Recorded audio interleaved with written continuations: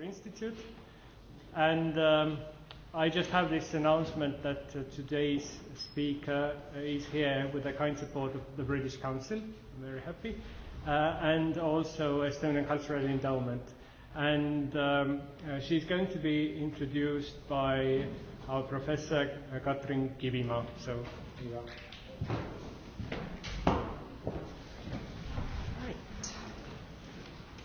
Good evening, everybody.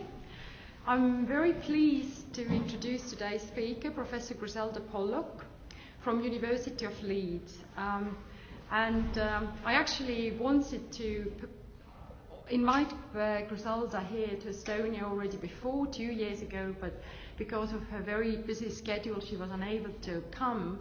So I'm really happy that she could accept this invitation and actually to hold a public lecture here in order to celebrate 20th birthday of Art History Department. And I think it's a really good occasion also to have Griselda Pollock for the first time speaking in Tallinn.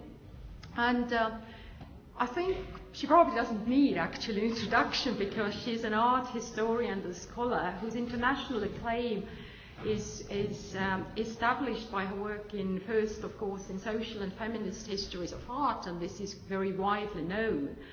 But since I've been privileged to work with her as a PhD student, and I would therefore like to say a few words based on my own personal experience and somewhat to extend this official and professional introduction. But first of all, I will just remind you and introduce some official and professional data about Professor Griselda Pollock. Although she's known as a British art historian, but she was born in South Africa and educated in French and English-speaking Canada and later in the UK. She received BA Honours in Modern History from Oxford University, MA with distinction in History of Art from Courtauld Institute, and PhD also from Courtauld in 1980 with a dissertation, Vincent van Gogh and Dutch Art, a reading of his notions of the modern. She then taught at Reading and Manchester universities and went to work at the Department of Fine Art, Art History and Cultural Studies at the University of Leeds in 1977. And it's probably known to quite a few of us that it was this department where she became, together with social historians T.J. Clarke and Fred Orton, involved in the process of transforming and revolutionizing the discipline of art history, thus becoming part of the project that is most commonly referred to as New Art History. Having established herself as one of the foremost proponents of feminist study of art, Griselda Pollock's work is always being characterized as inter- and transdisciplinary project. And in this project, as those of you who have read her work know, art history meets psychoanalysis, film studies, Jewish and post-colonial studies, philosophy and cultural theory. And as she yesterday herself told those of us who were meeting her at the Contemporary Art Centre, that mostly her writings are based on and have elaborated a series of concepts with which to think about and perform critical interventions. And most notable among those concepts have been old mistresses, vision and difference, generations and geographies, differencing the canon, and most recently, the virtual feminist museum. And her current research and teaching interest focus also on Abby Warburg's theory of the image and time, on trauma and aesthetic transformation, and feminist psychoanalytical aesthetics, as well as cultural memory and the Holocaust. And since 1990, Griselda Pollock has been Professor of Social and Critical Histories of Art at the Fine Art and Art History and Cultural Studies Department in Leeds, and since 2001 she's also been at the same place the director of a really influential Centre for Cultural Analysis, Theory and History. And now I would like to, with your permission, to add a couple of personal comments to that official introduction. There has always been, in everybody's life, there are always people who play a significant role in what course our lives take. And I can without a doubt say that for me, as for probably many other art historians, Griselda Pollock has been one of such persons. Her dedication as a supervisor is well known, and students have come to study with her from all over Europe and the world. So what are the lessons which I personally have learned from her? First of all, I have always been amazed by the scope of her intellectual curiosity. The theoretical foundations and frameworks for her work and study is ranging from classical art history to philosophy, psychoanalysis, film theory. And I must say that it certainly made me slightly worried about when I invited her here in thinking about, oh my God, what can we offer her to satisfy this intellectual curiosity? So I've been trying to take her to museums, and hopefully we will have more time to do that tomorrow. So secondly, there is often actually a widespread misconception among artists or art historians that if people engage in too much theory when dealing with art, then theory might take the precedence over an artwork. But actually my experience working with Griselda has been the opposite, and every time when I presented her with a book or a reproduction of some Estonian artwork which she saw for the first time in her life, she had always something really interesting and insightful to say, and I could actually see in front of me the sort of art historian at work, and I was really impressed by that. So finally, just to finish this short introduction, I can really say that from my experience, Griselda Pollock is an art historian and a scholar who is passionately committed not only to studying art and not only to developing and transforming art history as a discipline, and also art history as an expression of human life and our cultural memory, but she certainly loves art, and she certainly is engaged every time with this encounter with the artwork or with the image which comes in front of her. So I'm really honored to have her here, and please welcome Professor Griselda Pollock.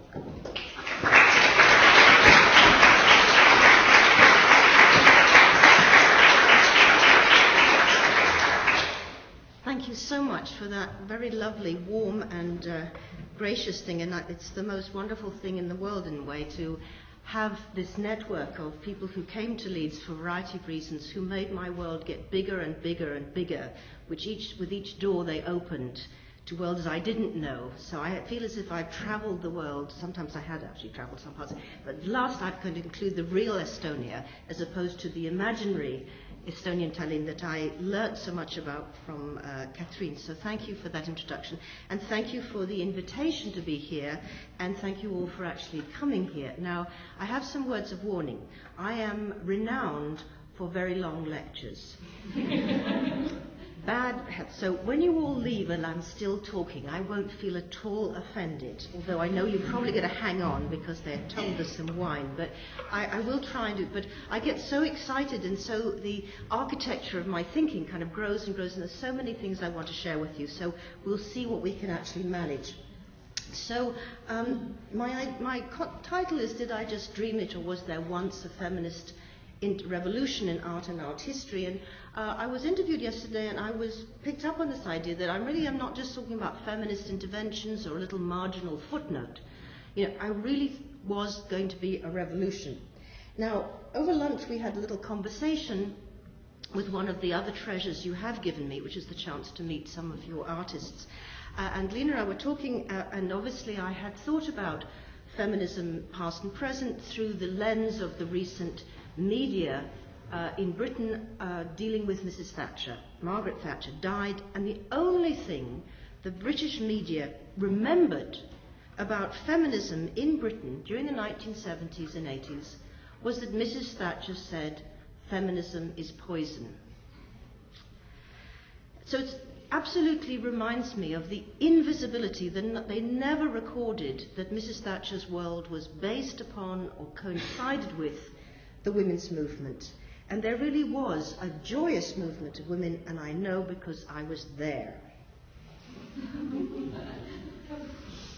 Okay, so that's the framework in which I want to enter into exactly what Catherine said, art history. Now, this is the cover of Art Forum for December 2011, which featured casts in polyester resin of the ruby red, electrically illuminated lips of the Polish artist Alina Szapocznikow on the occasion of a travelling exhibition that would introduce her work to the United States, to Europe and Western Europe and the United States in 3 major exhibition venues. First in Brussels, then at the Hammer Art Museum in Los Angeles, then at the Wexner Art Center in Columbus, Ohio, ending up finally at the Museum of Modern Art in New York. Now, during her short lifetime, Alina Szapocznikow had actually once been to New York, and she was part of a small conceptual art show organized by Pierre Restany, so I go back, which involved each artist putting up a project, a little piece of paper, a little conceptual project, and she proposed the carving of a twice life-sized marble Rolls-Royce in pink Portuguese marble, replacing, as you can see, the flying lady of the company's insignia with a little winged penis. Now, had she been more visible to various, had the work been shown on the cover of Art Forum, had the work that was shown on the cover of Art Forum been shown in New York in 1970, Alina Szapocznikow might have been claimed by the emergent feminist discourse of Lucy Lippard, seeing work like this, which she could have perhaps put in eccentric abstraction, her famous show of 1967, aligning Alina Szapocznikow with Louise Bourgeois, Linda Benglis, and Eva Hesse. This is obviously, she was carving just as Louise Bourgeois was in the 60s. She was using various new industrial resins and polyesters, which is similar to Linda Benglis, and you could imagine some of her work being in a show like this one, which was in 2005, showing us what was happening in New York circa 1970. Now, after the tragic death of Alina Szapocznikow, aged only 47 from breast cancer, and this was in 1973, Pierre Restany mounted an exhibition of the artist's most recent works, and they combined 2 groups, one called Tumors and the other called Herbarium. Speaking of the reception of this exhibition in Paris in 1973, the Polish curator Anna Rottenberg stated in 1998, when she curated the first full retrospective of this artist in Poland for over 2 decades, she wrote of this exhibition in Paris, "The exhibition fell on stony ground. The autotelic and linguistic references of tendencies amongst the artists of the 1970s, I think she's referring to conceptualism, did not accord with the carnality and drama of the artist's work. A new generation had to grow up before art started dealing with the human body. Louise Bourgeois gained recognition only a few years ago. Eva Hesse, who had been active more or less at the same time, did not leave her imprint on American art until the 1990s. Alina Szapocznikow is still waiting for the place which is her due." Thus, Rottenberg is telling us that the works were illegible at the moment in terms of both French culture and the increasing dominance of conceptual art. If you remember, the Documenta of 1972 was Harold Zeman's first big show after Attitudes Become Form. So the question I'm wanting to ask is, what is the time of recognition?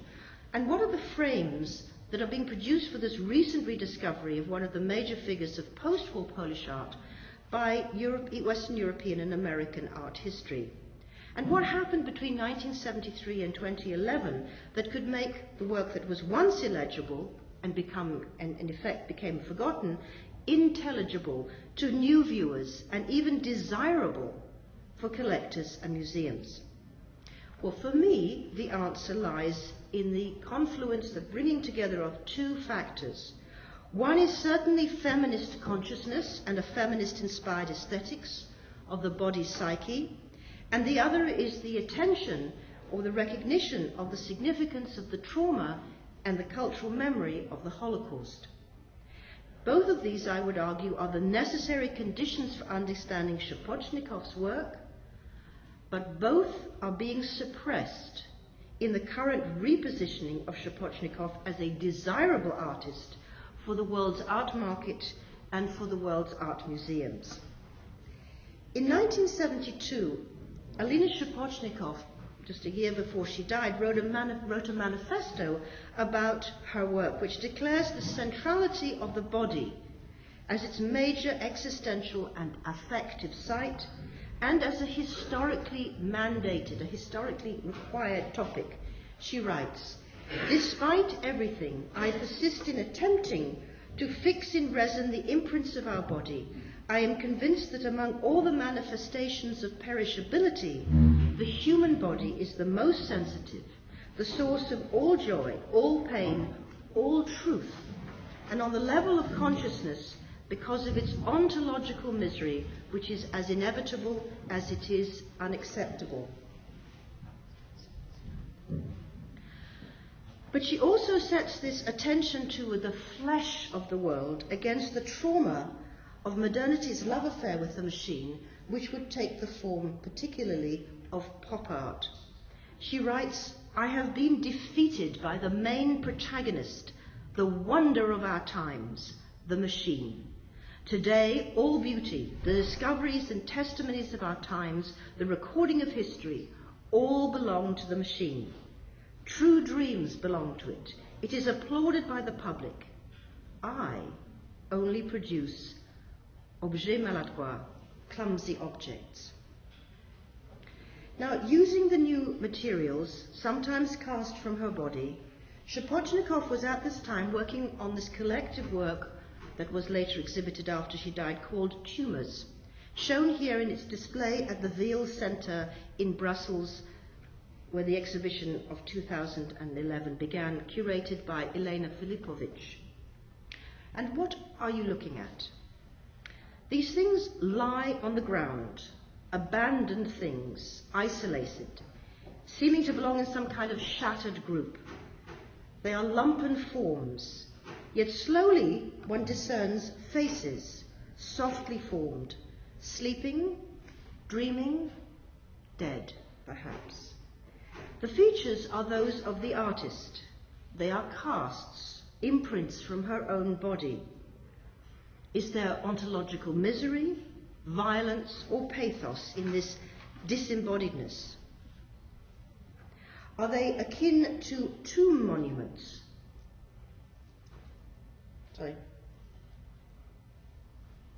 Or a death mask? Or perhaps, but they're not as horrific as the decapitated head of Medusa, might they evoke a very different concept of emergence and not destruction, so well that we might recall Michelangelo's late sculptures, in which the idea is that the image was locked inside the stone and is slowly revealed as the sculptor removes the encasing marble. Are these modern relations, in fact, to the uses of or to work like Medardo Rosso's wax sculptures in wax, in which the use of wax is a sort of sense of the undoing, the erosion of form? Or are they like the casts from life by Medardo's ambitious contemporary Rodin, here shown in the cast from the dancer Hanako, the Japanese dancer, whose body and face he repeatedly cast? Are they in a conversation with the Nouvelle Realiste sculptor César, who introduced casting from his own body to French pop art at the same time as Alina Shapochnikov began to use her own? Is there humour as well as pathos that remind us of Duchamp's cast of the tongue-in-cheek, or of the anguish of the casts made from those who died in Pompeii? And what of contemporary Czech artists, this is not her, this is Alina Shapochnikov, amongst whom Alina Shapochnikov has studied, for instance, Kamantova Eva, for instance. And finally, what do we make of the reference to the use of the same polyesters that are used in modern production of toys? Associations, references, influences, conversations. Do they actually tell us anything about what we're seeing? I don't think so. The usual art historical business of influences or similarities merely keep us taking us back to what these works are not, and they do not tell us what the art is doing. I'm going to make the enigma of these works, Tumors by Elena Shapochnikov, the focus of my talk, but I'm going to take you on various digressions to arrive back at the work in the hopes of offering you an indication of what the memory of feminism might do for you. So first we need to go back to the 1960s. In 1964, Herbert Marcuse, the Frankfurt School German philosopher, who had been resident in the United States since 1934, wrote a critique of both Western capitalist and Soviet communist societies. In both societies, he discerned forms of social repression which smothered revolutionary potential under the creation of false needs and the tight integration of individuals into systems of production, or in the case of the West, into concurrent systems of consumption, manipulating desire through the mass media, advertising, and the management of desire, which in turn shaped the nature of contemporary thinking. And it was this thinking that he named one-dimensional, because it snuffed out, suffocated the capacities for critical thinking and even oppositional behavior. In particular, Marcuse plotted out the progressive integration of the working classes into capitalist culture, pacifying them with the prospect of ever-expanding consumption. And instead of the grand Marxist narrative of revolutionary class struggle, Marcuse identified the potential for resistance only now in minorities, outsiders, and a radicalized intelligentsia. And if consumerism was the blight of the West, bureaucracy and state domination was that of the so-called communist states. Criticized by both Western and Eastern Marxists, Marcuse's book was, however, of enormous influence on the generation of the 1960s that produced precisely the new social movements and the new intellectuals of the later 20th century. Movements and intellectuals who expressed discontent and resistance, and these arose from the minorities, the outsiders, and the radical thinkers. Now, one group of outsiders was in fact a majority, and this was also to become the basis for a group of radical thinkers who resisted the post-war settlement in Western Europe. The women's movement was one of those new social movements of disaffected majorities, but it had its deeper roots in the history of modernity itself. And there is a long history of feminism that we are in danger of forgetting. I would like to remind you that the question of gender is as integral to the history of modernity and the Enlightenment as is reason, rights, or class struggle. Modern feminism was generated in the contradiction created by the modern post-Enlightenment bourgeois state, which proclaimed individual rights and freedom, which it then reserved not only for its privileged classes, but also in a novel and distinctly modern move for its privileged gender. Gender becomes the central axis of the bourgeois world. And once minimal political emancipation of women had been achieved in most Western countries by the early 20th century, with some degree of economic independence and increased access to education and intellectual life, a radical reaction set in. So we can rethink the history of the 20th century by identifying a cultural war waged also through political systems that was fought against women and against the gender transformations that were part and parcel of the modern. This, of course, is fascism. And fascism has to be also read as a masculinist revolt against the transformations occasioned by women's emancipation intellectually, economically, and sexually that had already taken place in the early 20th century. And if you think of fascism as racism, let me remind you that the racism of fascist regimes, such as Germany, feminized their racialized other. They rendered the Jew a vampire in the model of the dread they had of the red woman, the vampiric, threatening, seductive woman. The emerging communist states would in opposition make gender equality official, hence rendering it empty of its own creative potential and denying agency for thinking about further change to women. Whether you impose gender binarism, as in the bourgeois West, or you legislate gender equality, as in the communist East, we can see these are two sides of the same attempt to control the power of this revolutionary force. And after the victory over fascism in World War II, paradoxically, the West absorbed fascism's anti-feminism and reimposed the former bourgeois gender divisions by creating a domesticated ideal of the suburbanized wife and mother celebrated in American popular culture and urban design. Gender equality, as practiced in the East, was represented as being an empty legal shell, and it was presented as bleak and miserable as the communist regimes appeared to the glossy, consumer-driven West. What made the West desirable was then written onto the body of the consumed and consumer woman, which found new icons, such as this one, combining American images of Americanness with the erotic power of the commodity, which was symbolized by the commodified American white female body.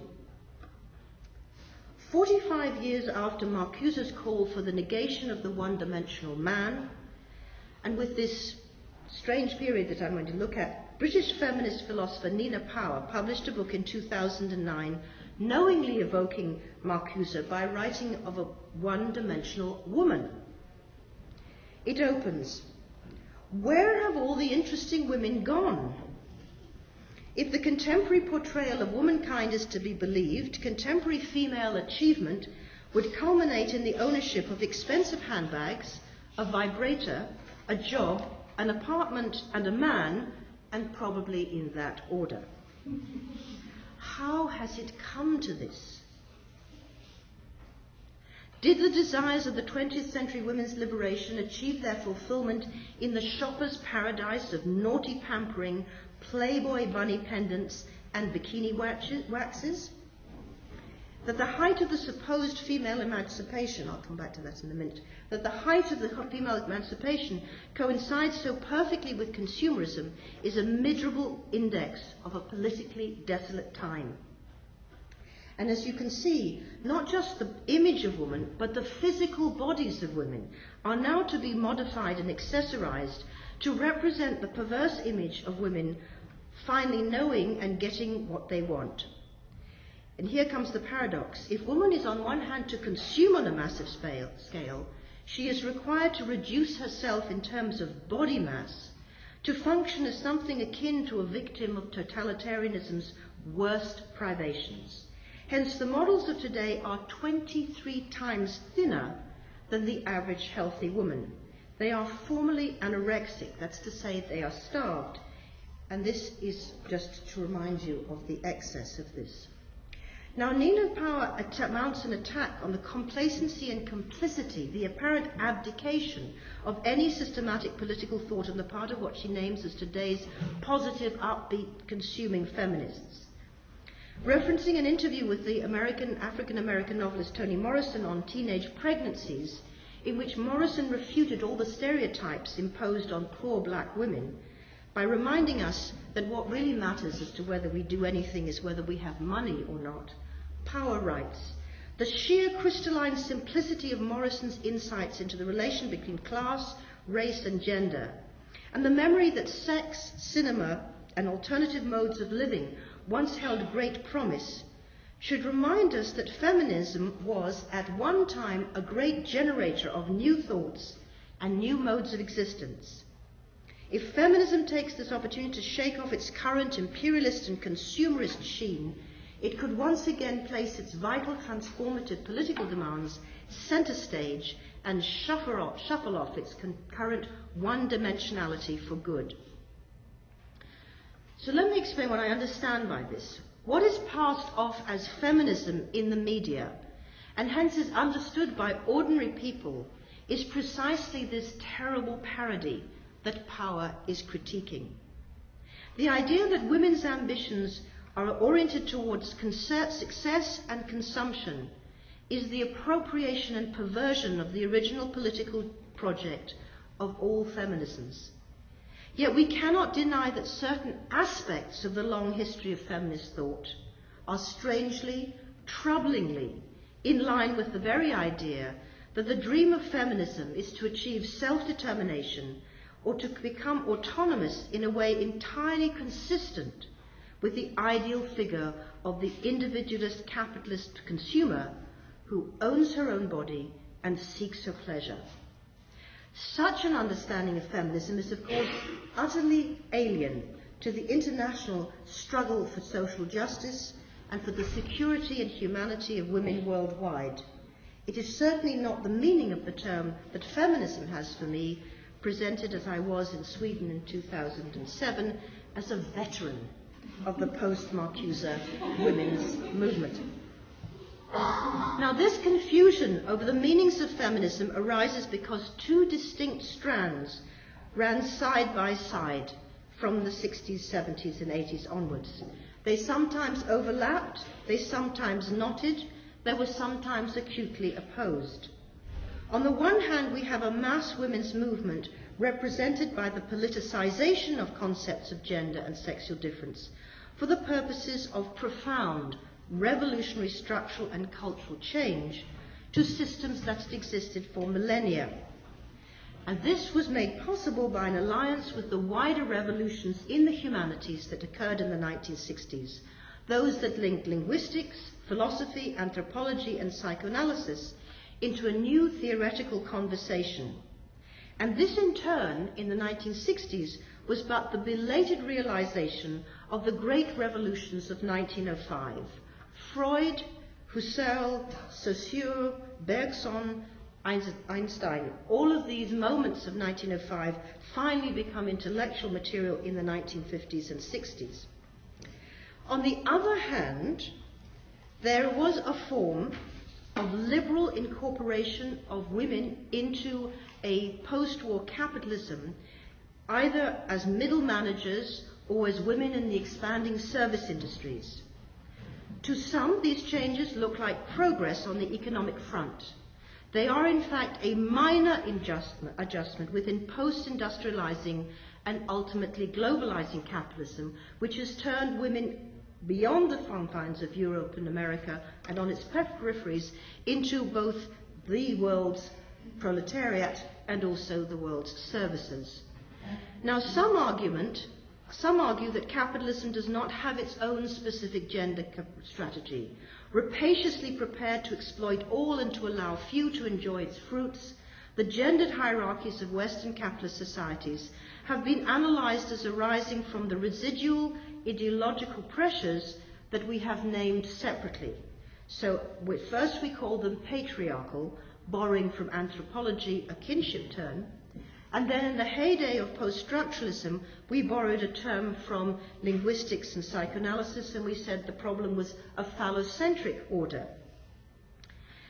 In 2004, an Italian materialist feminist, Silvia Federici, published an extremely influential book that challenged this notion that there was capitalism and patriarchy by specifically showing how intimate was the relation of the formations of capitalism itself to a gendered strategy. In her book Caliban and the Witch, the Body and Primitive Accumulation, she challenges Marxist, socialist, feminist and Foucauldian trends in current social analysis by arguing that capitalism could not have arisen if it had not first, in a sense, made of women, their labor and their bodies, the site of its first primitive accumulation.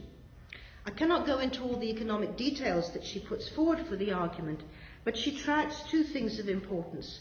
One is what actually happens with the domestication and appropriation of women's reproductive power in the 16th and 17th century in Europe, which is accompanied by one of the greatest pogroms, as it were, a potential, as it were, feminicide in the outbreak of witch persecutions and witch burning which accompany it.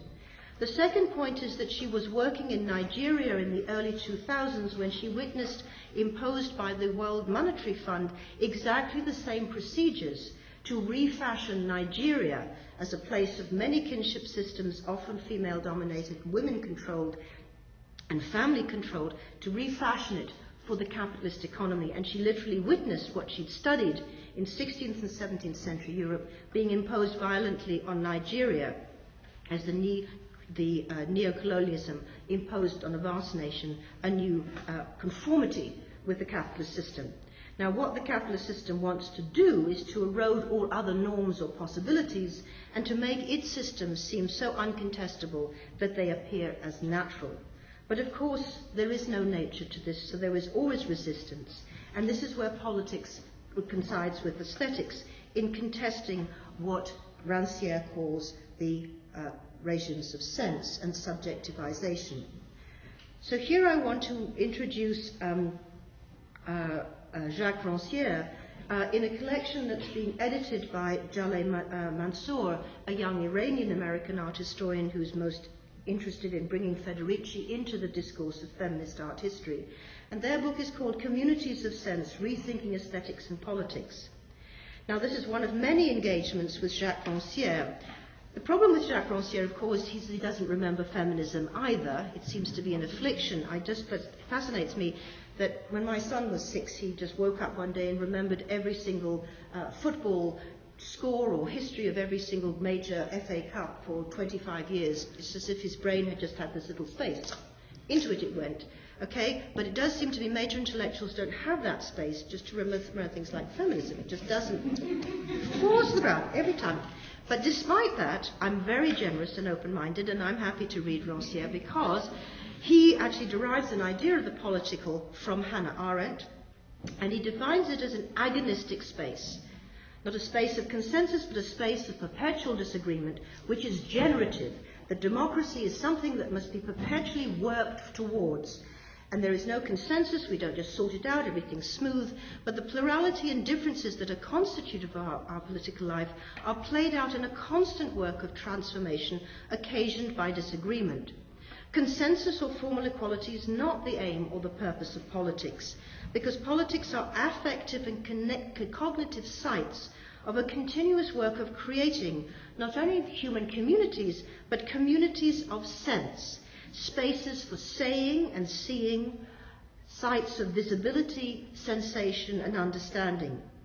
So the negative work of resistance posed by Marcuse is now replaced by the advocacy of positive, constructive strategies, a politico-aesthetic working in the sense of Freud's notion of working through, that works constantly and self-critically in creative disagreement to stage new subjectivities and to imagine just communities. Now, what is puzzling, as I say, is that Rancière can do this without ever, as Marcuse did, imagining women as part of these communities of disagreement, or communities whose sense, whose visibility and audibility needs to be accepted as part of this work for humanizing and democratization. Now, feminism is of the world order of significance, yet the struggle we call feminist is subject to its own multiple forms of resistance, to the desires to silence it, ridicule it, deprive it of sense, to exile it from our current political aesthetic imagination, literally to make it unsayable, unhearable, without sense and without affect. And I want to point out the contradiction between the radicalism of the feminist intervention and the almost inexplicable capacity for highly respected thinkers to bypass this issue completely as if it did not concern them at all. I embrace a world of thought, whether by men, by queer thinkers, by black, by post-colonial thinkers, but I do not find a reciprocal sense of obligation to read the works, to hear the words of feminists. The vast and complex edifice of 40 years of thought and action has not been taken on board. It's a women's issue. You feminists can bother with your local petty issues if you want to go off and chat to each other, but I don't have to change my thinking at all. I don't have to shift my subjectivity by hearing what you say.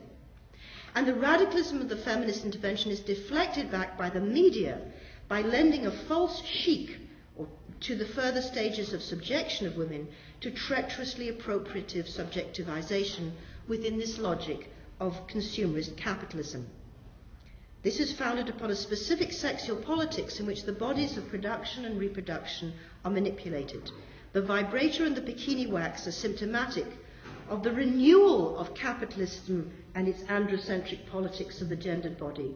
These are more intense than they were in the 1960s and 70s.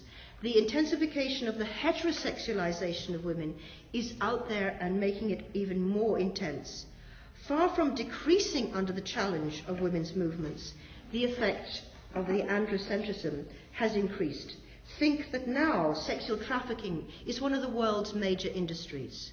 And we witness the generalization of pornography and prostitutional sexual practice as standard modes of sexual practice encouraged in little girls from the age of 11 onwards by young boys who watched internet pornography and encouraged them to use their mobile phones, to take up the postures, to change their bodies. Women's bodies are being obligatory reshaped by cosmetics, waxing and unnecessary cosmetic vaginal surgery, all the better to correspond not to the classic ideals, but to pornographic images of heteronormative desirability. They are reproducing woman relative to man and heteronormative male desire in a way that is made intensified precisely by the forms of communication.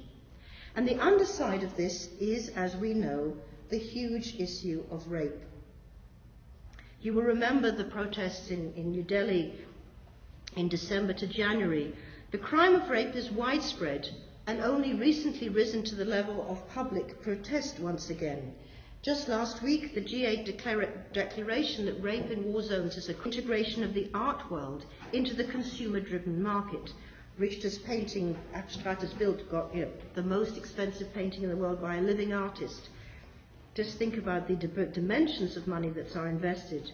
But we know at the same time that art is practiced worldwide as a site of critical inquiry. Also, it's a site of exploration of the making of sense, of new sense, of saying and hearing, and of the exploration of hitherto unrecognized, unheard, unrepresented subjectivities. So it is against this background that we might understand the reasons for the false memory of feminism, or even the absence of any memory of feminism, by grasping that feminism is not a slight feminine disturbance to the status quo. It is, in fact, a trauma. It's a profound trauma to culture, and it is a profound trauma to the women that culture tries to shape.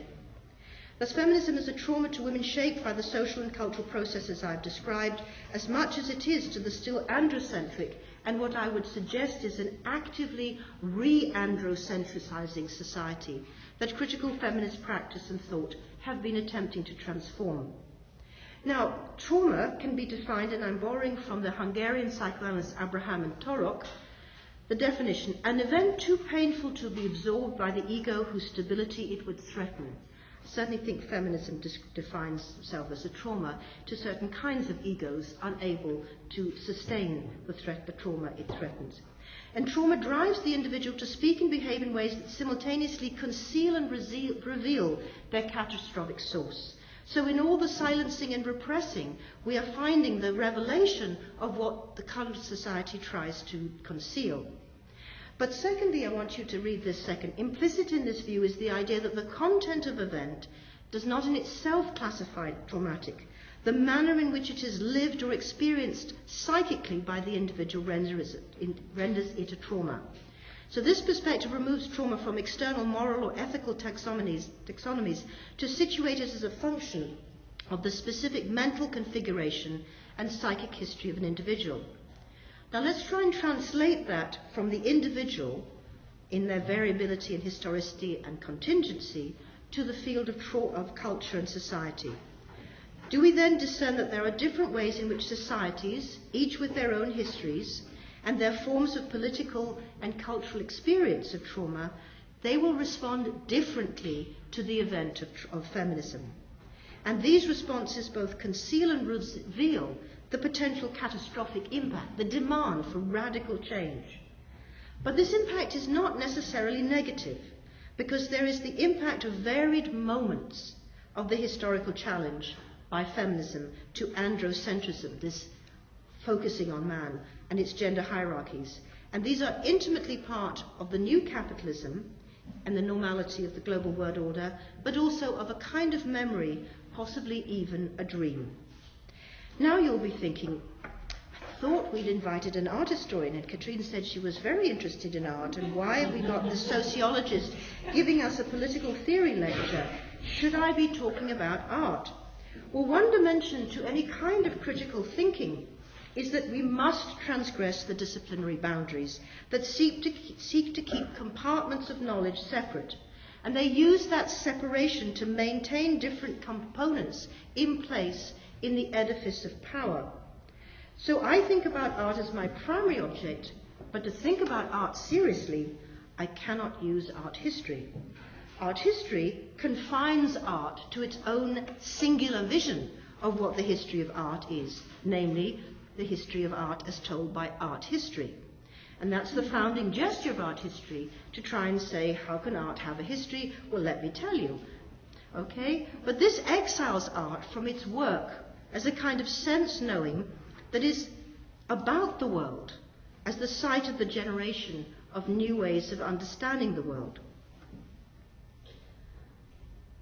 So let's take an excursion into the Feminist Virtual Museum. As Katrine mentioned, I understand my practice over 40 years, not because I'm a feminist art historian with a label, but I'm engaged in a feminist practice which has changed over time, but the consistency is this sense of trying to evolve tools to think with which will break me out of the mold of those I was given or confined to by being trained formally as a modernist art historian. The current concept I have for thinking is the Virtual Feminist Museum. Why is it a museum? Why it is virtual? And how is it feminist? So let me take you through that for a moment. The museum is one of the key institutions of modernity. Without the museum assembling the past into a single collectible site, the nature of the progressive modern could not be measured. It needed the past to measure itself as the new.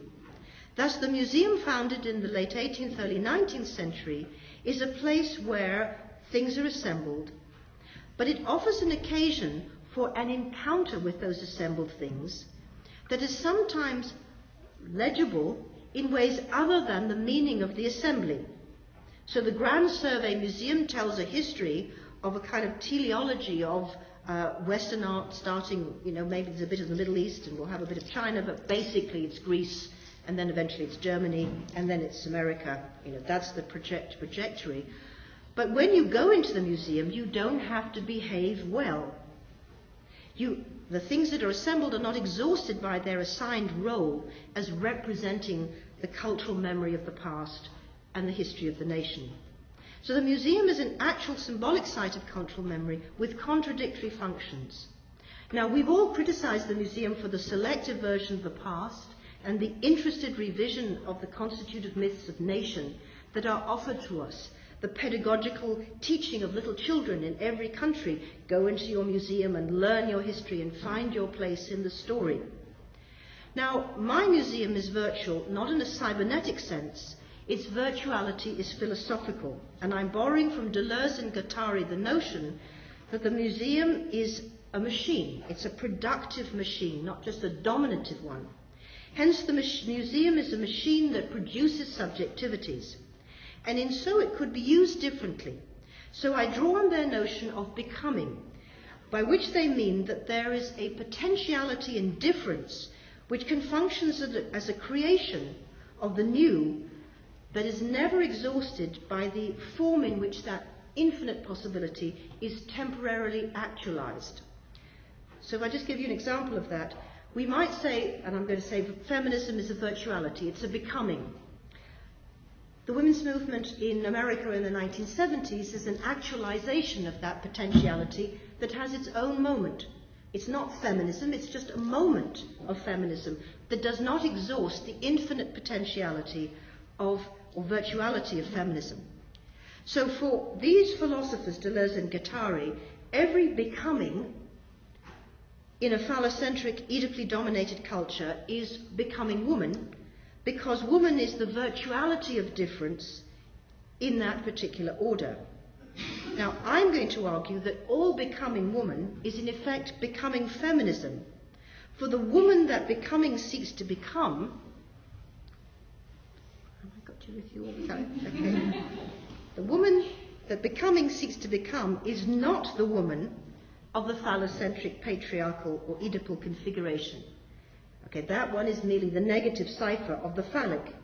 So the becoming woman for all of us, men as well as women, straight as well as queer, young as well as old, whatever differences we have, the becoming that we might want to become in order to escape from the legacies of phallocentrism and the Oedipal and the patriarchal, will be a kind of specific otherness that phallocentrism cannot imagine or actively suppresses or entombs as its encrypted trauma whenever it tries to break up in like. So feminism is not exhausted. The good news, it's not over, done with, or rejected. It's a virtuality in a perpetual state of becoming feminism. It remains alive as a virtuality of becoming humanity that does not overcome sexual difference, but will finally embrace the possibility that if we understood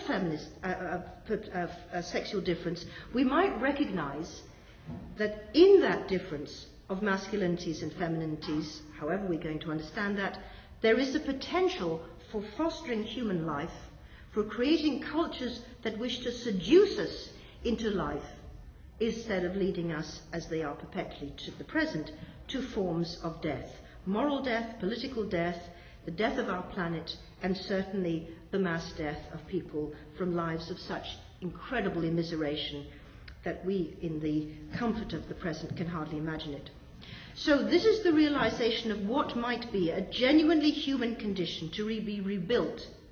And it's going to be rebuilt after the twin catastrophes of the 20th century, the totalitarianism of fascism and the totalitarianism of Stalinism. And this potential is still to come. So while some of us in the West understand that we come after Auschwitz, we are just beginning to realize the conversation we must have for those who come after Stalinism. And far from subscribing to either post-feminism or post-humanism, the Virtual Feminist Museum seeks to bind the continuously becoming feminist and post-totalitarian humanist project, I'm an unashamed humanist here, we are binding it into a profound and creative virtuality.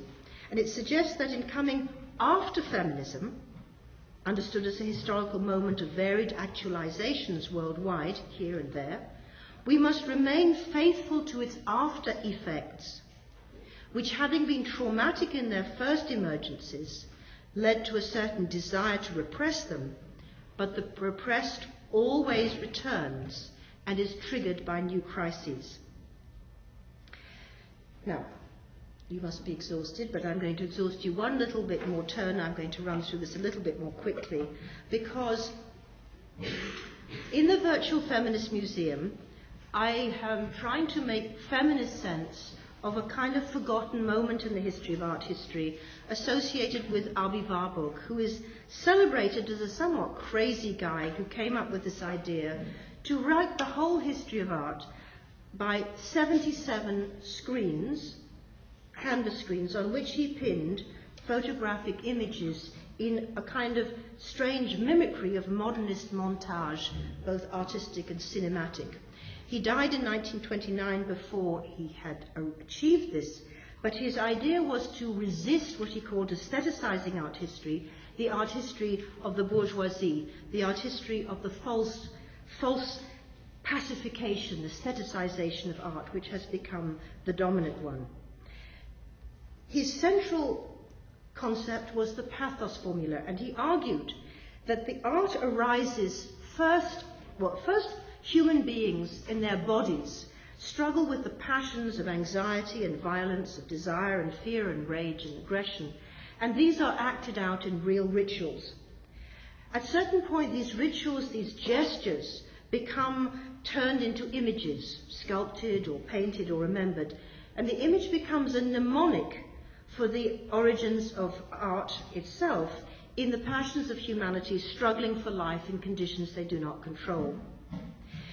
The image then becomes like a battery, the actual formula for this passion, for this suffering, storing up energy that later societies may need.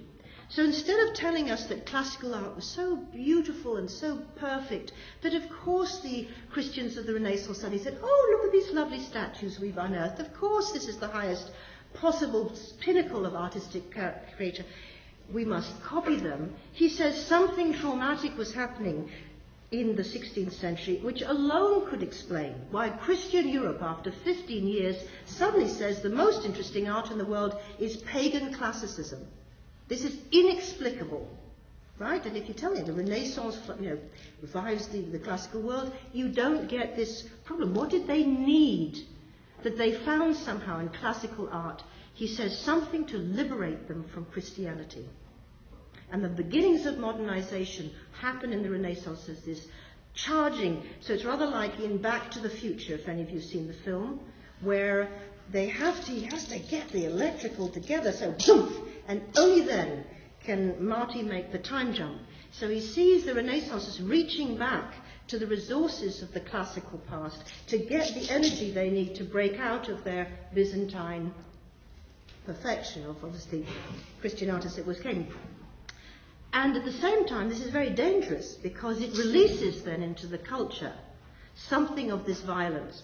So Warburg understands the ancient world, but also culture as schizophrenic, not dialectical, but perpetually oscillating between the intensities of the passions which might lead you to act them out, and the struggle to symbolize them in such a way as to create a gap.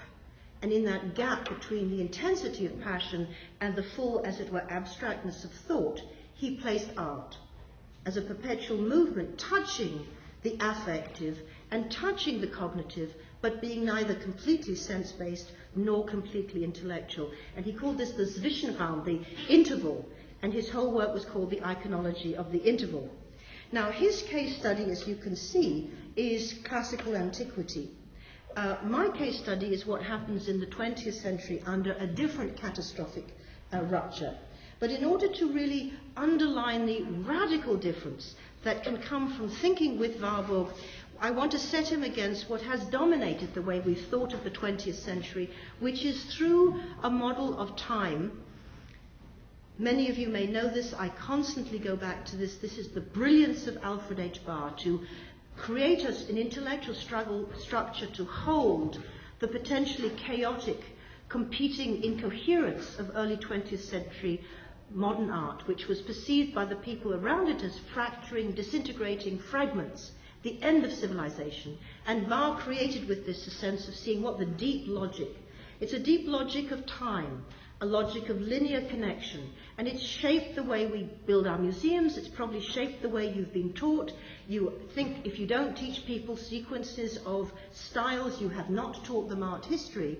And that model is set against one of co-inhabited space, which Warburg tried to create, in which across time and space and cultures and in breaks of time and in journeys through the Arab world and back to the European world, we can track these deeper, almost anthropological continuities, which are now, as this shows, surfacing in contemporary culture. So when he does this, is the final plate of Warburg's thing. We have Raphael's Mass at Bolsena, we have photographs of the Lateran treaty between Mussolini and the Pope and the Vatican.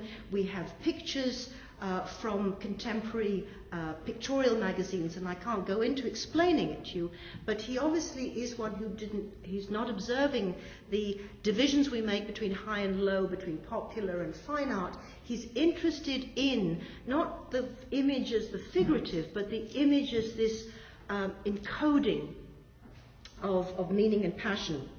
And let me just move on to his work, because his work concerned the moment of the collision between Christian West and pagan Greece.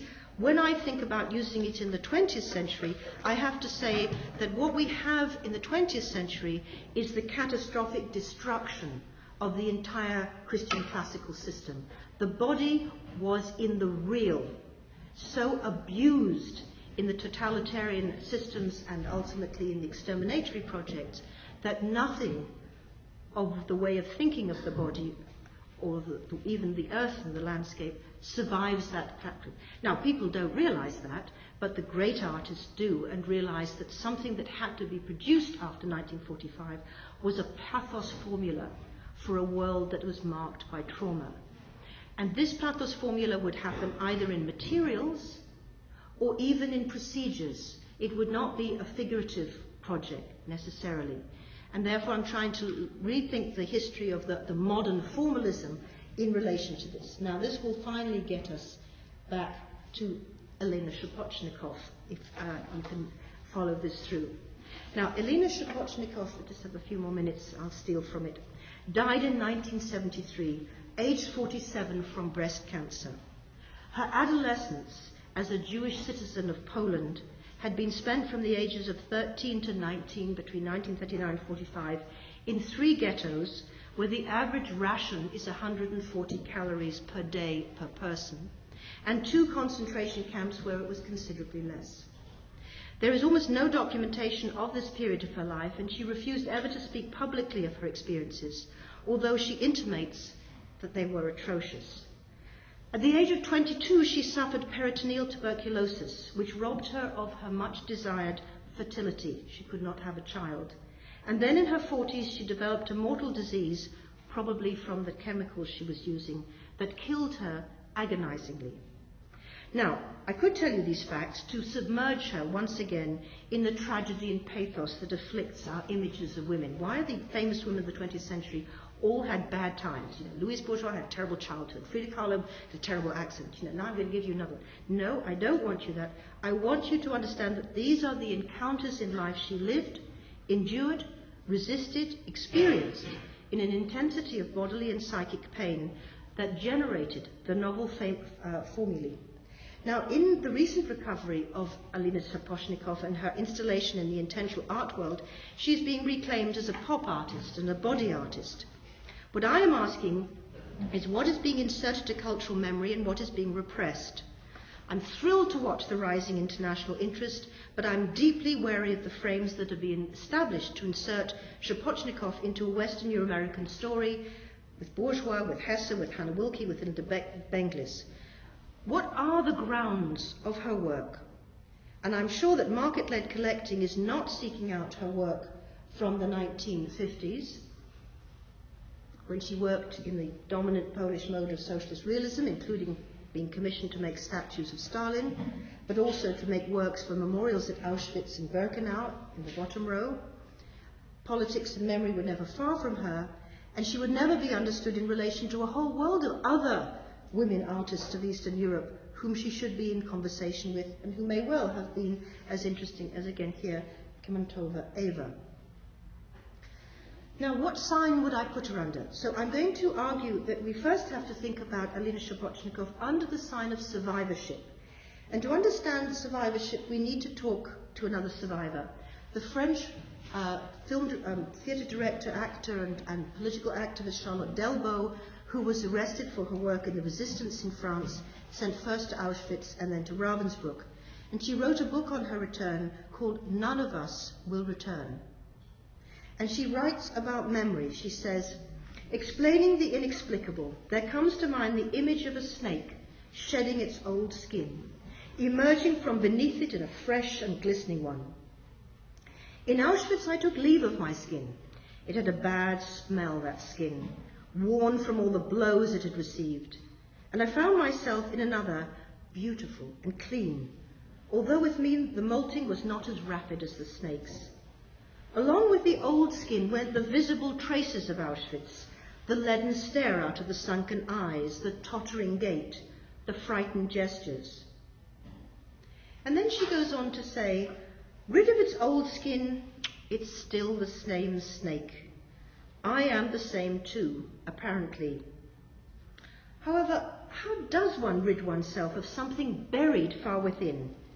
Memory and the skin of memory. It clings to me yet.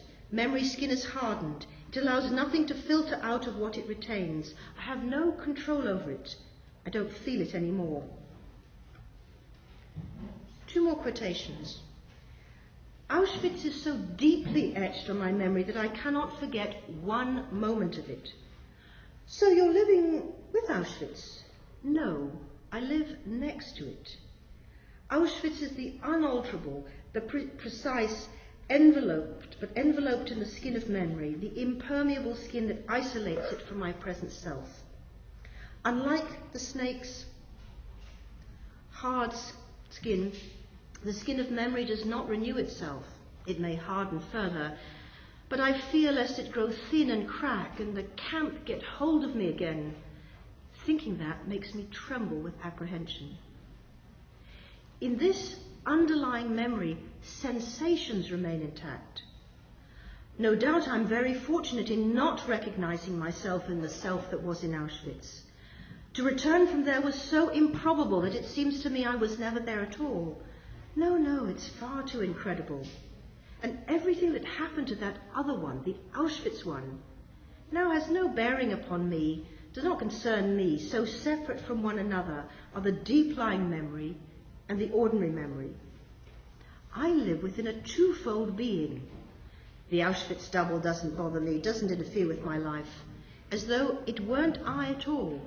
And without this split, I would never have been able to revive. What I'd like to draw out from this extraordinary writing of the experience of someone who was in the camp is the aesthesis of memory, the sense that lives there as sensations, the idea of a membrane that's most imprinted with this memory, but also one that imprisons the unbearable sensations, which remain always intense and immediate, and then the idea of a double, a split. So if we were to imagine Shapochnikov's work under the sign of survival, we might begin to think why certain materials came to be important to her. So I'm going to speed up a little bit. When Shapochnikov returned from the camps, possibly liberated from Terezin in outside Prague, she chose to be a sculptor. Now what that means is she chose to form, by carving, by moulding, by fashioning, the body as a whole, beautiful, human thing. The very thing that when you enter the camp, you don't have an identity, you become a number. Your body is made to leak shit. You never get to bath. You're given diuretic soup that makes you constantly evacuate your liquids.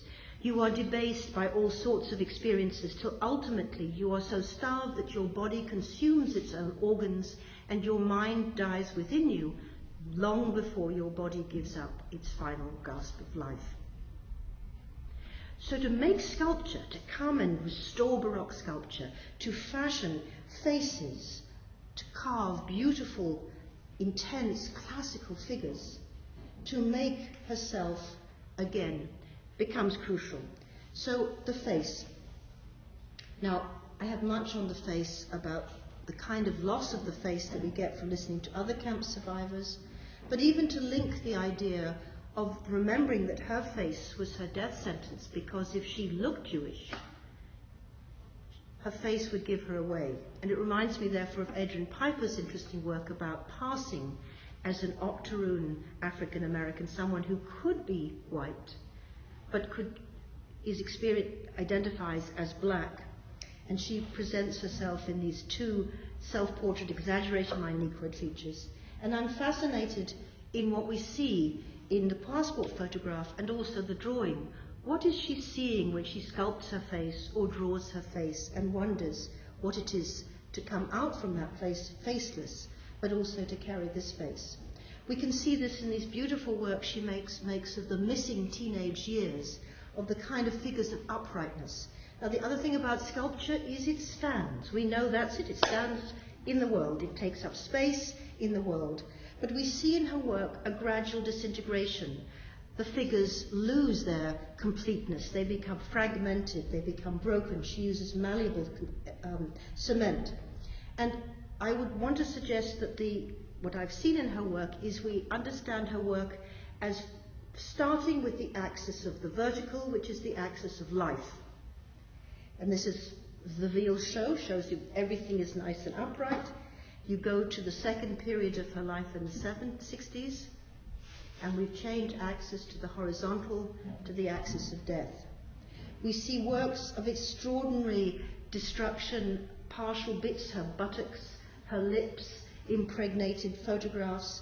We see work of extraordinary carnal eroticism, but also hideously abject works like Alina's funeral, where faces surface in great lumpen bits as if somebody's been eviscerated and the wet guts of somebody have come out. They are actually made of bunched clothing covered in this resin and yet dried now. We see bits of bodies which are physical and pleasurable, but also fragments of eyes, of mouths, and just rags. Now, we come back to the piece I started with, and I asked, what are we looking at here?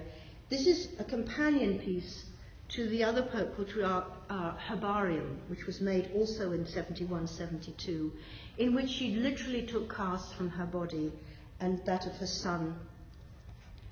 But they are strange and empty, disarticulated bodies with the same cast of her face. Now, are these to be understood in terms of the figure of Marcius, who was flayed? Are they similar to St. Bartholomew? And you know on the Vatican ceiling that Michelangelo chose Bartholomew with his unskinned skin, and he puts his own features onto the artist. Was this perhaps an inspiration to Alina Shapochnikov?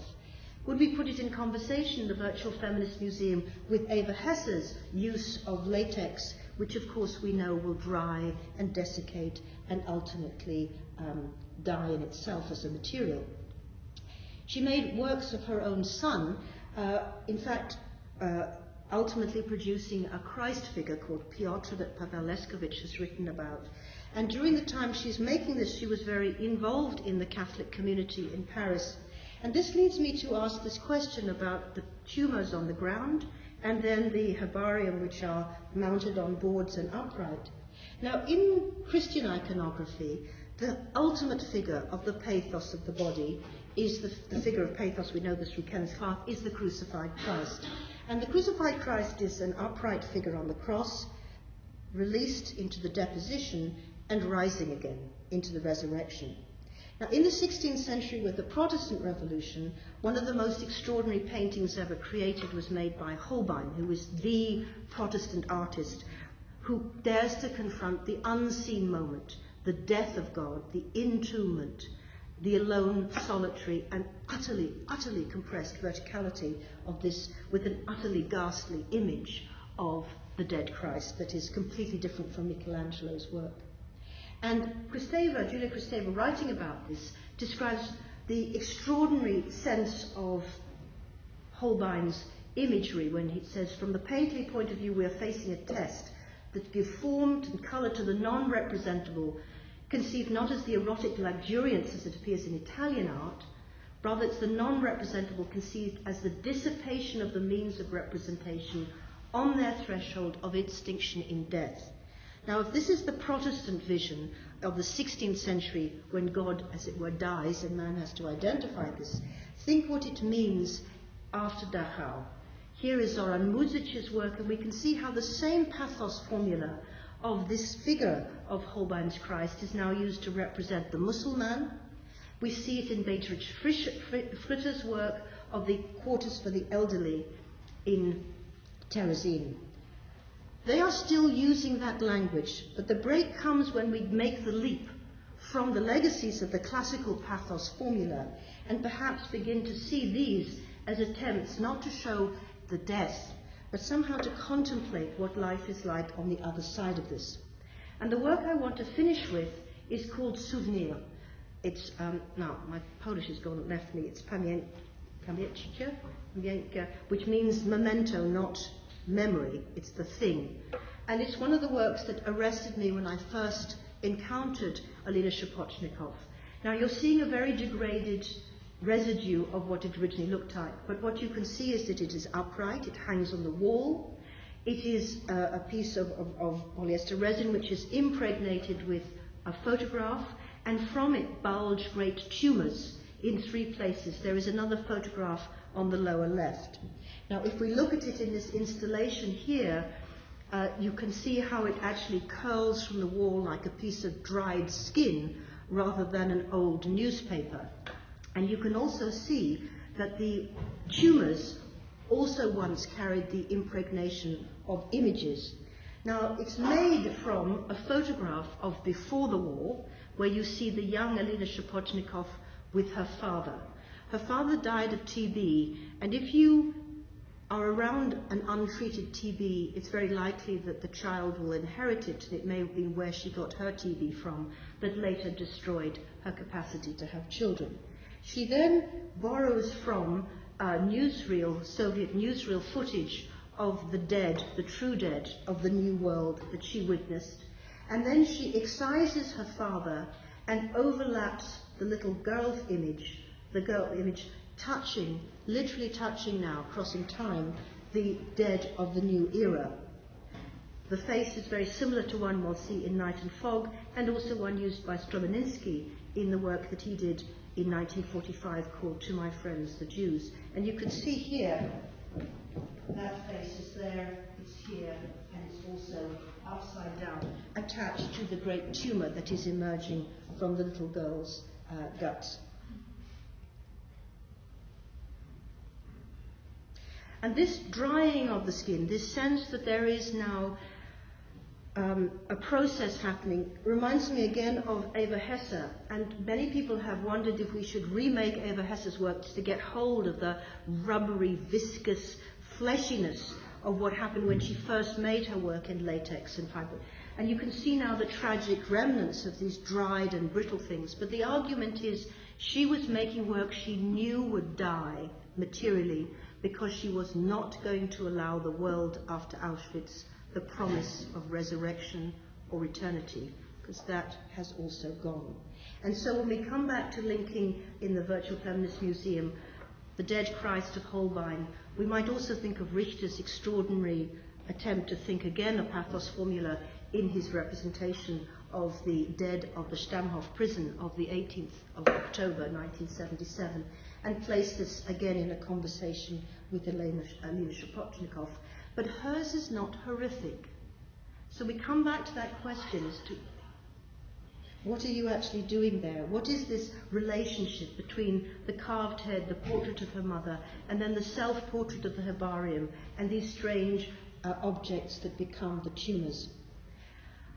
I hope I've given you some sense of what we are trying to do. I'm not giving you an interpretation. I wanted to surround this work in an affective domain, a historical sense of what might be the creation here, the attempt to produce a pathos formula using materials that you'll be told were industrial or pop art or part of the New World. But it's to do with the question of how can the body signify the ontological misery of the post-traumatic. So I want to end with just two quotations, because my final project will probably bring Alina Shapotnikov together with Bracha Ettinger, whose parents were in the same ghetto with Alina Shapotnikov in Łódź. And she writes here about how we could understand that art, by intensely engaging with the specificity and particularity of experience, not becoming personal, but through subjective intensity and honesty, there is a way in which it might produce a new understanding. So she writes, artists inscribe traces of subjectivity, Oedipal or not, in external cultural and symbolic territories, artworks. And by analysing these inscriptions, it's possible to create and forge concepts which indicate and elaborate traces of an other real, and change aspects of the symbolic representation, in her case of the feminine within culture. From time to time, the artist's gaze is suddenly split. We find ourselves in the position of observer-interpreter. I see the inscription of oneself in the symbolic and the recognition of one's own desire through the symbolic as interrelated, self-organizing, continuous events. I believe, therefore, that the symbolic must be penetrated by women, even if in choosing one concept, hers was the matrixial, one will consider it phallic, because in that way, alternative ideas deviating from the phallus may enlarge the text of culture. So what I'm struggling in terms of Alina Shapotnikov is how could we find a way not to incorporate her into the knowledge that is already there, of an imperial knowledge and a Euro-American sense, this is the history of the 20th century. Is she good? She's like bourgeois. She's like Hess. She fits into the 1960s. She does, but she also breaks that because she introduced something to enlarge the sphere of culture, which is for a society that has to understand that we are now living in an era that is not only post-traumatic, but trans-traumatic. And with that, I'm trying to find a way to allow a conversation that is not formally part of art history's linearity, but might occur in the Warburg-inspired virtual feminist museum, that might allow us to understand what we can learn from art, not just about art or about gender, but about the conditions in which we live, told through the absolute specificity of one woman's direct encounter with her world, with her history, which is effectively part of our history now. It is the trauma of our times, and we need to learn from her. So I hope the dream of feminism is not just past, but the work of feminism to make sure that the account we give of art is just to the art that has been made. That is what I'm struggling to do. So thank you for your attention.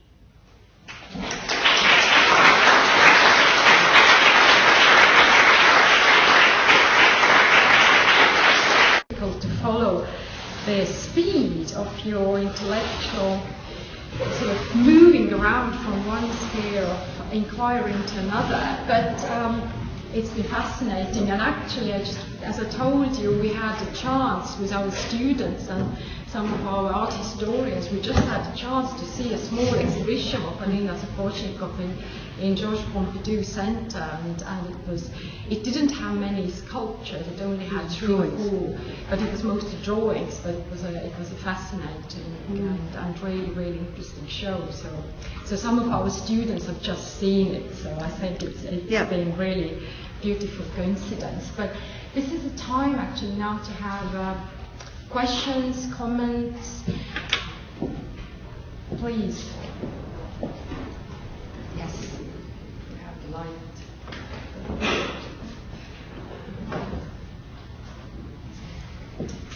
Oh, don't be shy. Don't be shy. And also, I'm happy to translate. So the questions can be asked also in Estonian.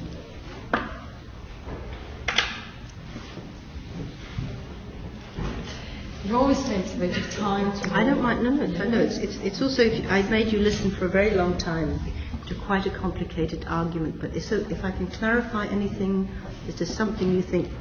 No question is ever too small or too simple.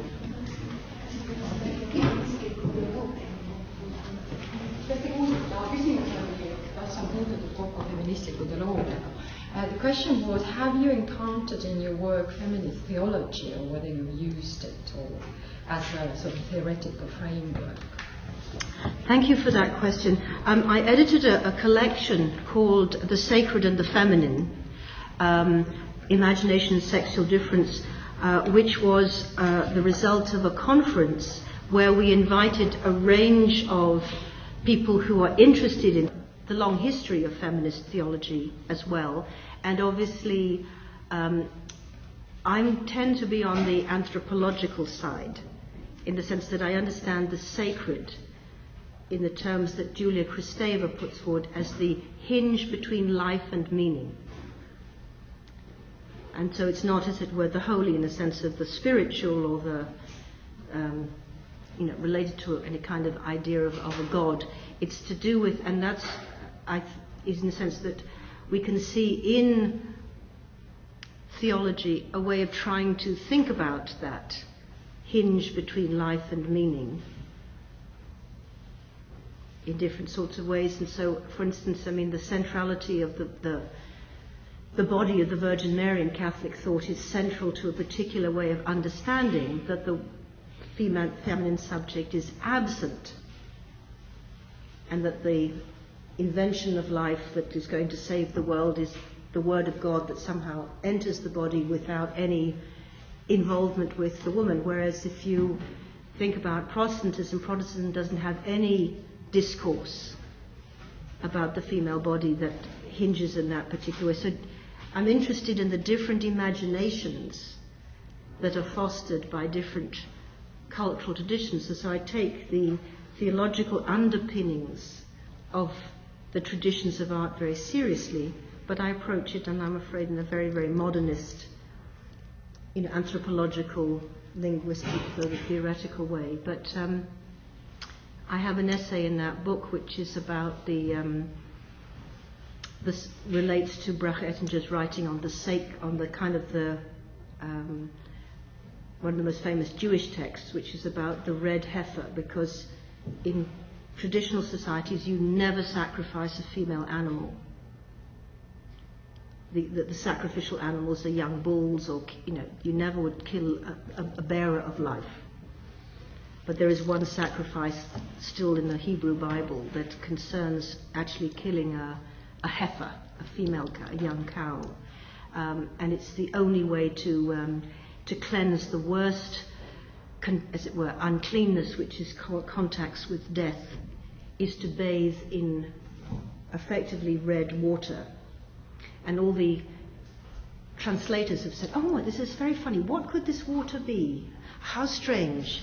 And of course, it doesn't take 2 minutes. It's symbolically menstrual blood. So there's a sort of this tiny residue in the Judaic tradition of this incredibly mysterious and wonderful image. But the image of the red blood is not just to take us back to biology and reproduction, because it's the waters of wandering. The translation of the waters of menstruation in the Hebrew language are the waters of wandering.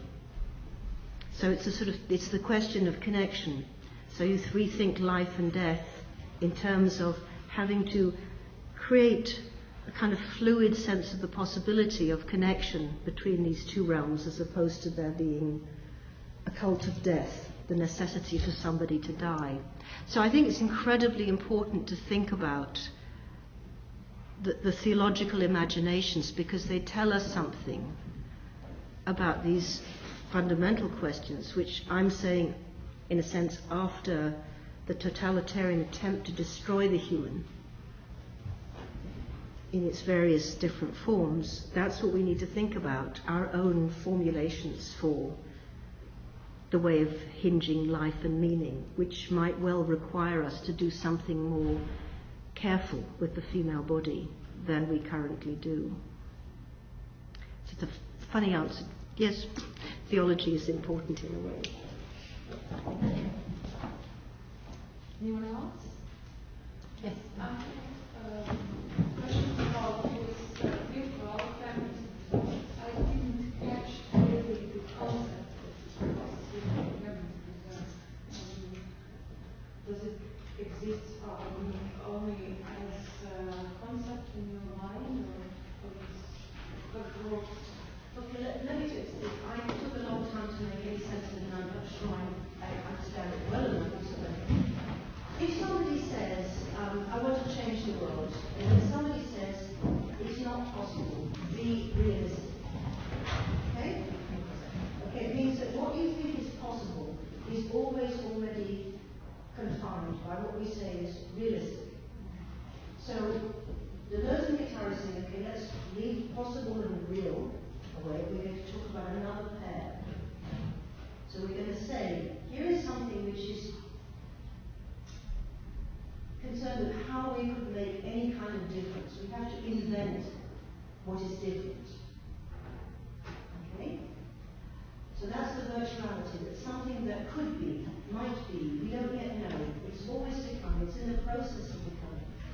And then, as we go on, at this moment we might say, so we say virtuality of a world in which all human beings are safe and live in dignity. Okay? So that's our ambition. We might say the struggle for the Declaration of Human Rights, or the rights of man, was one little bit we reached up at this huge virtuality of what could make the world human. We said that bit happened in the 18th century. Okay? That was when it was actualized, made part of a legal system. Okay? And then you could say the 1970s was when a different kind of struggle, different elements of this was saying, okay, we're going to have to think about sexuality in the body. So we, as it were, actualize the struggle for the rights around sexual self-determination, contested violence against women. Okay? So instead of saying, there was feminism, it's all over now, thank you very much, they did it. We have this long sense of these different moments when the struggle for human dignity and rights has happened. So it means it's always still to come. We don't know what it would be. So we work on doing something else. So instead of saying, oh, let's go back to the struggle for rights, or we have to have the struggle for health, we have something in front of us, and we have to say, now, where are we now? So what would be the next way that we can bring about this change we want? So it's not as if it's floating, I say it's up there and actualize it, we have to have some kind of spatial memory. But it's a way of imagining that we haven't reached our destiny. Nobody can tell you, this is as good as it gets. So you still can dream that it's not as good as it gets. There's something that there's work still to be done to make the world safe and dignified for every human being, to have a baseline of a human life. Okay? And I'm saying it got more complicated because far from the history of modernity being an unquestioned progress, we have actually what happened in the 20th century is something so catastrophic that we cannot be sure that human beings can live on the same planet with each other in safety. I mean, once you commit genocide, it means that the solidarity of all that wears a human face has been broken. Why? So the Germans went after the gypsies and the Jews, but we could go after anybody. We could say, too difficult to have you in my society, just. So humanity is no longer safe from itself, despite all the horrible things they've done. They never imagine just cutting out an entire part of it. Now, I think from the feminist point of view, we're saying that humanity has long since failed to say, keep women safe. Okay? But we've got longer, so I'm sure you all live in a reasonable degree of safety. Right? Up to a point, etc. But there are women on this planet who share it with us, who are not who do not have a chance to get food without the risk of being raped. And that means we have still got work to do. So what we've actualized in terms of the progress, let's say, to certain women in the world is fine. Part of this bringing the virtuality into the real, but we still have work to do. So that's one side of it. The other side of it, obviously, is the sense that my work as a museum is to make a gesture of imagining how else you could begin to think about the world that would effectively make you understand how important this is. So if I leave children ahead of the politics, we won't get it, but if you actually plot your way through certain ways which artists have spoken to us of these things, you might actually, the affect of what it is that has happened to humanity might mobilize you to think, I'm not just going to be content with what I've got. We have work to do. So does that make sense? Just about using term of museum, that's where I was curious, because other as I'm working in museum, I have studied in museum, in museology, and that's why. Well, much of the museology is they're called paranoid museology, which tells us that the museums have done all these bad things, but the sort of the Foucault model for the study of the museum is that it's a system of knowledge, a set of discourses, it's colonial, it's imperial, it's nationalistic. I'm also just like coming in the back door and saying that actually for most of us, we also turn off from those stories and we get into the museum and say, oh, that's interesting. We do something with it. We actually can use the encounter. And I've learned from artists go into museums and ignore everything the art historians and the curators have set up. They say, well, I have more of that, and that's really useful. You don't think in the models, and I thought to myself, yeah, well, I can do that. But it has to be more than just a personal. So that's why I'm using Bible, because there is a logic that enables me to put certain things together. But it's not the logic of the story of nations, and it's not just themes. So if you think you have either the monograph or the historical survey or the theme. Is that right? I mean, that's the main categories of the museum. Well, what would it be if you invited people to have encounters? I mean, so one of my first projects was to have an exhibition which had Mary Cassatt and Picasso's portrait of Gertrude Stein. Now, no artist, no museologist would ever allow that because, you know, Picasso is a serious artist, he's a cubist. That's what's important, right? Very except boring old men, small American impressions, but actually, I think they would make a really interesting conversation that would make you think about something different about Picasso. But it's that way of breaking those logics of what you allowed. And my virtual in this sense, also because you don't allow me to have drawings and photographs and paintings, and different lighting conditions, different humidifying conditions, and they have to be conserved. So I have lots of freedom. I can put anything together that needs to be in conversation. But I still think the museum is important because you do have a material, a bodily encounter with things. Sorry, can we finish the museum discussion? Because there is actually a question waiting. I'm sorry. Maybe you can have a chance to continue the discussion actually over a glass of wine. Yes. Are you agreed? I would like to ask you more about your take on the legacy of feminist movement, feminist struggle, especially the second wave movement of the 70s, and also your reflection on your own role in it. Because what I'm hearing, and I'm a little bit confused by that, is this kind of a little bit of nostalgia and melancholy, perhaps also in this kind of setting up the question: was there a revolution? Did I just dream about it? And also the conversation that we had yesterday at the Contemporary Art Center, where you were kind of saying that, you know, feminism has been defeated. And at the same time, we're talking about this kind of cycles of strugglers. So this kind of, I'm quite intrigued about how you look back to this kind of intensive moment of struggle and kind of, you know, looking at it from today's perspective.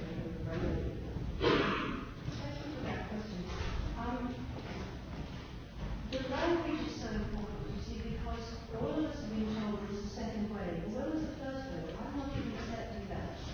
I'm asking you to imagine a long flame, you know, a landscape with moments of intensity breaking out here and over time in different places. So if we first of all don't accept first generation, second wave, first wave, second wave, third wave, these are bad stories, right? And obviously, in one sense, I am looking back. I'm not nostalgic because it was possible, under the conditions I explained. The 60s is a historical possibility for these minorities and outsiders and the radical intelligentsia to revolt. Right? There was revolution. Right? There was, and it was a women's movement. Now you can't sustain that. Right? You either achieve it or I think the neocons won. There's no two ways about it. This was a battle. They fought it. They fought it against the unions. They fought it against the workers in Britain. They have fought it in the media. They have used that. So I'm not feeling defeated. I just, the real historical thing is that phase, that particular actualization, did its bit. But we need to not be nostalgic, but to understand its conditions. Because nowadays there is a nostalgia, and then it's a performance. A lot of contemporary activism looks like a performance of something, because there is a longing for that.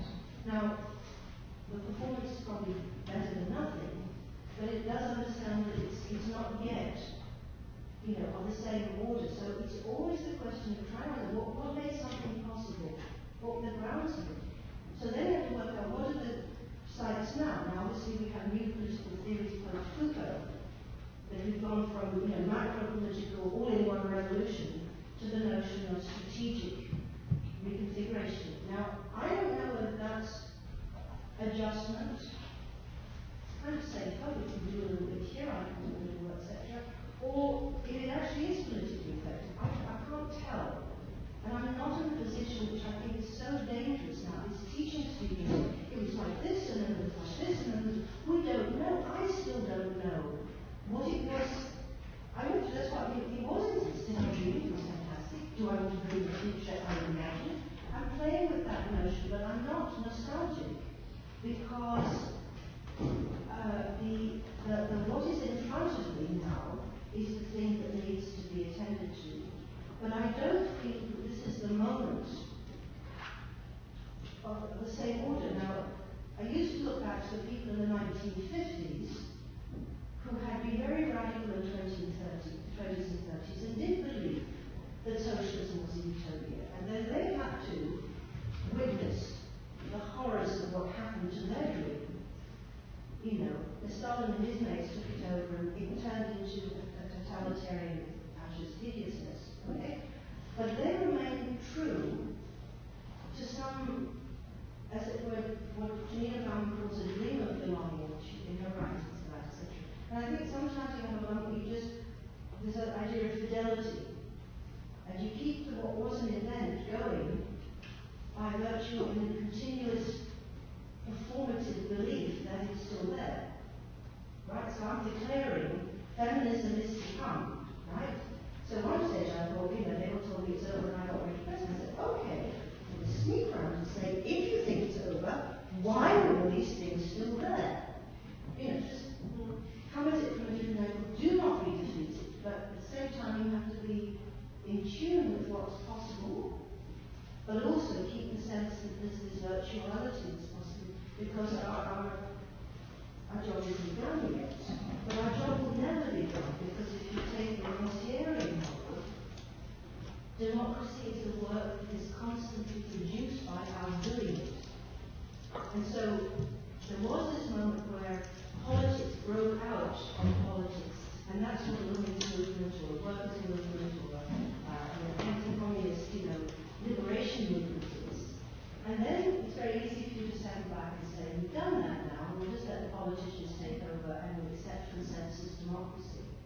And I think a lot of artists are saying, what the thinkers are saying, okay, we may not have that kind of mobilization, or maybe local, very strategic contingent, but we do still have this possibility of not allowing people to fall into thoughtlessness. And that's why I think, in a way, that the turn to aesthetics and the affect and the interest in critical art is significant. That somebody is thinking for us, or as Rafa Effendi says, they are like Trojan horses introducing something to culture, bringing it to the surface of our attention through culture, which might, if only we didn't have such a hateful, money-controlled government, not insulate the world from what artists do, but we have to be faithful to the idea of critical thought. And that's perhaps where, so I'm right there still. Thank you very much. And I do think education is possibly revolution itself. Okay, I can see we take one last and very short question. If there are no questions, thank you so much again, Griselda.